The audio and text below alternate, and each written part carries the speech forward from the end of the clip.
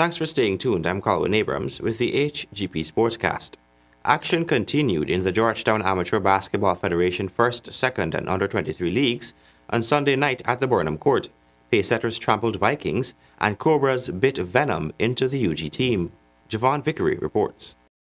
Pacesetters and Vikings went head-to-head in the first game of the night. The Pacesetters were the superior team from the get-go, closing off the first quarter with 22 points, crushing the Vikings, who only amassed 13.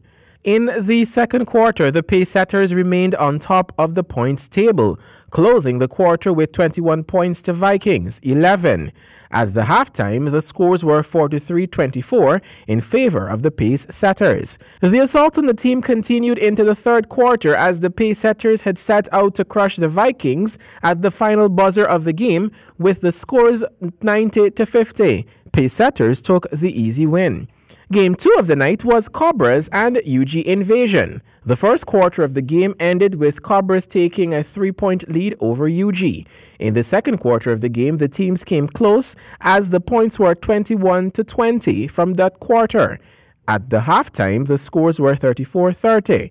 Cobras in the third quarter made a massive strike with their 25 points leap, while UG only made 7 points. At the end of the game, Cobras won with 73 points to UG's 57. Javon Vickery, HGP Sport. Thank you, Javon. The 14th annual Hand-in-Hand Mutual Fire and Life Insurance 11-State Cycling Program will pedal off from 9 hours on Saturday, October 6 at the National Park Inner Circuit. Categories to be competed are 12 to 14 years 3-lap race, veterans under 50, mountain bikes, juvenile and juniors, and the 35 laps schoolboy and invitational. We'll now turn our attention to football. The third annual Limacall football tournament will come to an end on Friday at the Ministry of Education ground. On Sunday in their semi-finals games, Police FC and Port Join FC pulled in 1-0 victories in their respective games. The Police team had a tough game as both teams fought tirelessly throughout the game to get the win, but it was Police's Antonio Wallace in the 55th minute who collected the winning strike for his team to seal the win. In the earlier game of the night, Port Join FC and Santos took to the field, and after 80 minutes of intense battle, Port Join's Amaniki Buntin from the right side of the goal struck across to the goalkeeper to break the dry streak in the game and collect the win. The winner of the tournament will pocket $600,000, second place $300,000, third place $150,000, and fourth place $75,000. Entrance fee to this Friday's grand finale at the Ministry of Education ground will be $500. Colin Abrams, HGP Sports. Torrential rains which affected the south of Trinidad early Sunday afternoon proved too much for the ground staff and umpires at the Brian Lara Cricket Academy. It led to the abandonment of the third T20 in the Sandals International Home Series. The absence of a result in this fixture means that the series remains 2-0 in favor of the West Indies women, with the next match scheduled for Thursday, October 4. The Windies women will be keen to tie up a series win in that encounter, with South Africa now only being able to draw the series at best. And finally, police in Las Vegas have reopened an alleged sexual assault investigation case against Cristiano Ronaldo.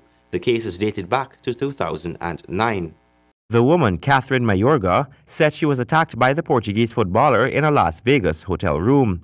Ronaldo, 33, had dismissed the accusation that was first reported by a German newspaper and said it was fake news.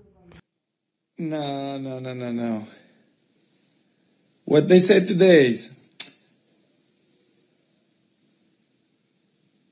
fake news.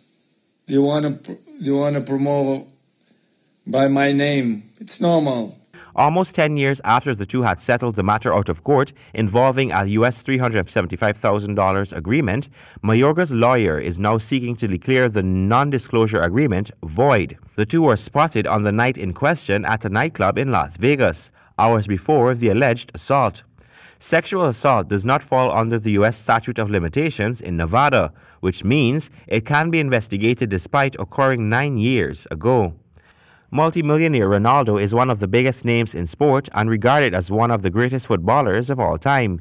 He has been named World Player of the Year 5 times and transferred to Juventus from Real Madrid this summer for £99 million.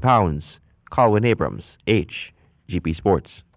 And that is the end of our sportscast for today. Remember, if your dream is big enough, the facts don't matter. Goodbye.